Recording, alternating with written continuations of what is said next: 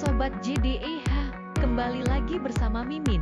Kali ini JDIH KPU Bangka Selatan ingin menginformasikan mengenai penyelesaian sengketa pemilihan umum di Indonesia. Yuk simak pembahasannya. Sengketa pemilu di Indonesia dapat terjadi sejak perencanaan, persiapan, tahapan hingga perhitungan suara hasil pemilu. Pelanggaran dapat berupa pelanggaran administrasi hingga pelanggaran pidana.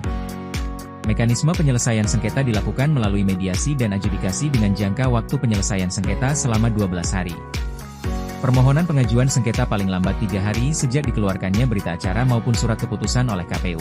Penyampaian permohonan bisa secara langsung diberikan ke kantor Badan Pengawas Pemilu, Bawaslu, atau dapat diserahkan secara online paling lambat 3 hari sesudah menyampaikan permohonan.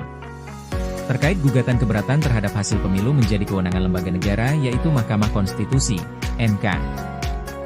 Dasar hukum sengketa pemilu juga diatur dalam Undang-Undang Nomor 7 Tahun 2017 tentang Pemilihan Umum.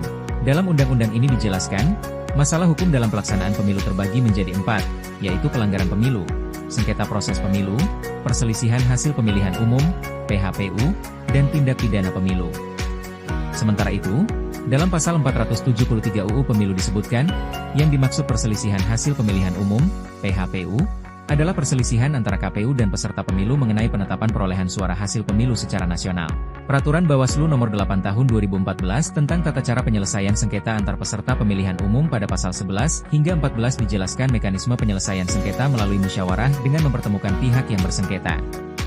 Pasal 15 menjelaskan dalam ayat 1, penyelesaian sengketa antar peserta pemilu dilakukan paling lama 12 hari terhitung sejak temuan dan atau laporan diterima.